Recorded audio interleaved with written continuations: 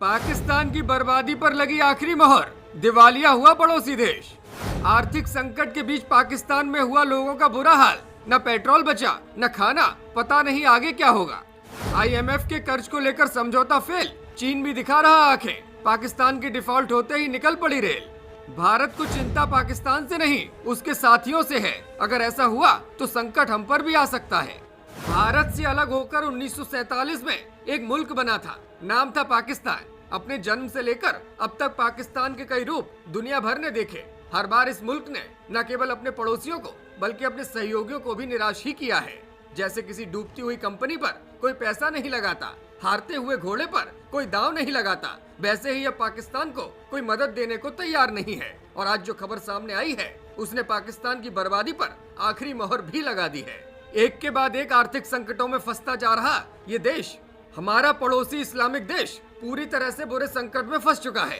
कई एक्सपर्ट्स तो कह रहे हैं कि पाकिस्तान डिफॉल्ट कर चुका है, बस सरकार की तरफ से आधिकारिक घोषणा नहीं की गई है। स्थिति ये है कि देश के अलग अलग हिस्सों में लोग सरकार के खिलाफ सड़कों पर उतर चुके हैं। दूसरी तरफ पाकिस्तान के नेता आर्थिक संकट के वक्त एकजुट होने के बजाय आपसी लड़ाई में फंसे हैं। दुनिया की 5वीं सबसे ज्यादा आबादी वाला देश पाकिस्तान पिछले कई महीनों से आर्थिक बदहाली से जूझ रहा है, ऋण डिफॉल्ट करने के बेहद करीब पहुंच चुका है और पाकिस्तान के हालात अगले कुछ हफ्तों में श्रीलंका और वेनेजुएला जैसे होने जा रहे हैं। पाकिस्तान में महंगाई पिछले 48 सालों के उच्चतम स्तर पर है और पाकिस्तान का विदेशी मुद्रा भंडार 3 अरब डॉलर से नीचे यानी कि 2.97 अरब डॉलर पर पहुंच चुका है। लिहाजा पाकिस्तान के पास विदेशी सामान खरीदने के लिए अब पैसे नहीं बचे हैं। वहीं देश के कई हिस्सों में पेट्रोल संकट भी शुरू हो गया है। ग्रामीण क्षेत्रों में पेट्रोल पंपों पर लोगों की लंबी लंबी लाइनें हैं, लेकिन पेट्रोल नहीं मिल रहा।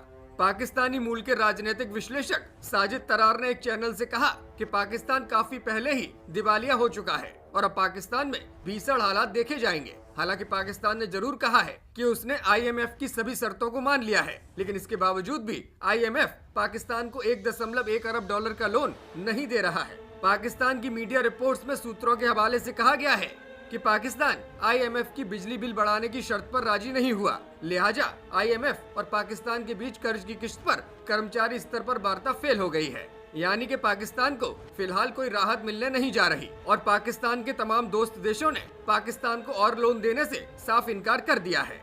दूसरी ओर पाकिस्तान की राजनीति में भी फूट की स्थिति बनी हुई है। प्रधानमंत्री शहबाज शरीफ की सरकार और अपदस्थ पूर्व नेता इमरान खान के बीच की लड़ाई देश को 2 टुकड़ों में बांट रही है। पाकिस्तान में इसी साल अक्टूबर में चुनाव होने हैं, लेकिन पाकिस्तान के पास चुनाव करवाने के पैसे भी नहीं बचे हैं। शहबाज सरकार का कहना है कि चुनाव करवाने के लिए कम से कम 4 लाख पुलिस वालों की जरूरत होगी और पाकिस्तान में 1.5 लाख पुलिस वाले ही चुनावी ड्यूटी पर तैनात किए जा सकते हैं। अगर चुनाव करवाना है तो सेना को भी शामिल करना होगा, मगर इमरान खान सेना को शामिल करने के खिलाफ हैं।